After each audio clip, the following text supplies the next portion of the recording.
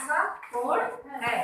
पहले तो सबसे पहले हमें कोई ये बताए कि कोण की परिभाषा अगर बतानी होगी कि कोण क्या है तो हम कैसे बताएंगे कोण। जैसे ये तो आपने बता दिया कि जो है ये बोर्ड पे ऐसा कोण ये बना हुआ है, ठीक है। आपके कमरे में भी कोण है, वही मतलब दीवारें बनी हुई है, चौकोर है, और या तो आयताकार बना होगा या वर्गाकार बना होगा कोण, ठीक है ना। वर्गाकार में होगा और या तिकोना होगा, उसमें कोण होगा। तो कोण तो हमारे पूरे पर्यावरण में कोण है, किताबों में कोण है, चार्ट में कोण है ना। लेकिन कोण है क्या, ये क्या चीज है कोण, किसे हम कोण कहते हैं, नहीं मानना। देखो, दो रेखाओं के झुकाव बिंदु या मिलान बिंदु। अब हमने ये कैसे कह दिया, एक आपकी ये रेखा है और एक आपकी ये रेखा है, गणित के लैंग्वेज में बता रहे हैं, ठीक है ना।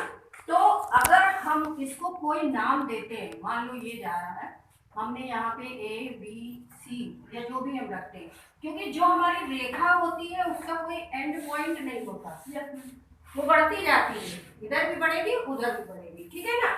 लेकिन अगर हम इसमें से कोई एक रेखा खंड काट लें तो हम इसको नाम दे देते हैं, ये ए बी, ये रेखा खंड होता है ना। रेखा और रेखा खंड में अंतर होता है। रेखा जो है आप आगे उसको बढ़ा सकते हैं, लेकिन रेखा खंड जो होता है वो उसी जगह से बंद हो जाता है, ठीक है ना। उसके दो सिर होते हैं। तो इस तरह से अगर हमने इसको, ये तो पूरी रेखा है, लेकिन यहाँ पर हमने इसको ए पॉइंट दिया और यहाँ पर सी पॉइंट दिया, तो ये ए बी सी ये हमारा कोण हुआ।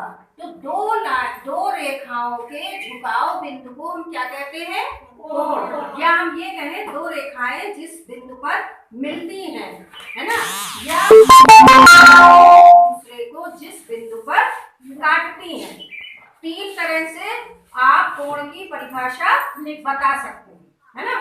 क्या क्या बता सकते हैं कि दो रेखाएं जहां पर एक दूसरे से मिलती हैं या जहां पर एक दूसरे पर झुकती हैं और जहां पर एक दूसरे को काटती हैं।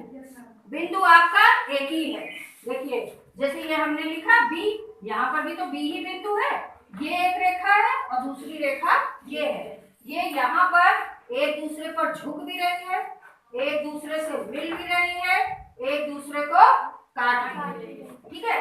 काट भाई रेखा, ये हमने ये इधर वाली इधर बना दी, तो ये कोण बन रहा है ना। तीन तरह से दे सकते हैं ना, या तो आप ये बताएंगे कि दो रेखाओं के झुकाव बिंदु या दो रेखाओं के मिलान बिंदु या दो रेखाओं के कटान बिंदु को हम क्या कहते हैं, रेखा से कोण, कोण कहते हैं, ठीक है ना। तीनों चीजें एक जैसी हैं, आप इसको कोण बता सकते हैं। अब कोण जैसे हमने बताया कि बहुत तरह के, जिसमें से 5 प्रकार के हैं। अब हमें बताते चलना। देखो, अगर 0 से 90 डिग्री के बीच के कोण हो, 90 ना हो, 90 के बीच के हो, 0 से उठाया 90 तक, मतलब कौन सा कोण हो, न्यून कोण, न्यून कोण, ठीक है ना।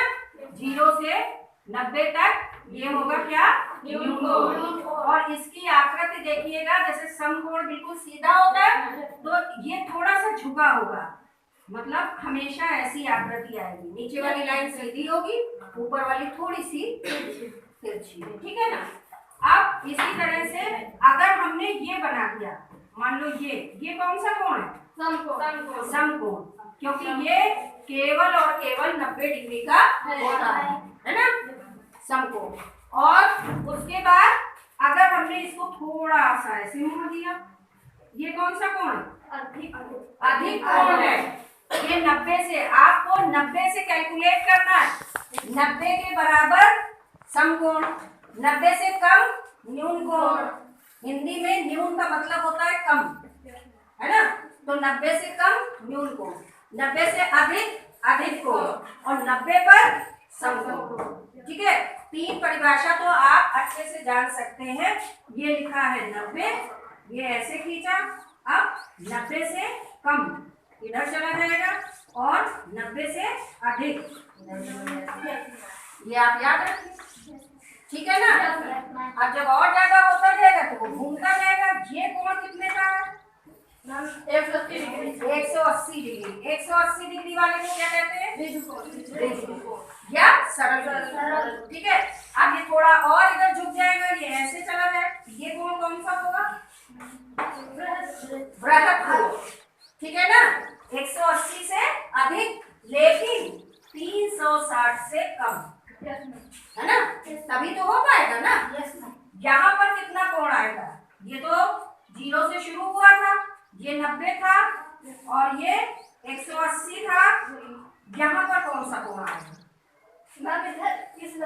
इस पर देखो, ये ऐसा, ये 90 हुआ ना, 0 यहाँ से शुरू हुआ, ये 90 हुआ, फिर यहाँ पर आए 180 हो गया। यहाँ पर कौन सा कोण होगा? 90 का। ये पूरा बताओ, ये कौन सा आ रहा था? बृहद कोण है। यहाँ पर डिग्री कौन सी आएगी? संख्या बताओ, कोई बता सकता है? देखो, इसको बताने का तरीका देखो। 90 90 90 कितना हो गया? 9 के 27, 270। यहाँ पे आएगा 270 और जब ये 90 और पहुंचेंगे तो 0 360 आपका एक ही जगह आएगा। ठीक है ना। 360 पे जब पहुंचेंगे तो हमने पूरा सर्किल कंप्लीट कर दिया। सबको समझ में आ रहा है? जो आपको किट में पूरा गोला दिया हुआ है उसको अपनी कॉपी पर रखिएगा, बनाइएगा, उसके पार्ट करिएगा, देखते जाइएगा, आपको अच्छे से कोण समझ में आ जाएगा। ठीक है, चलिए, थैंक यू।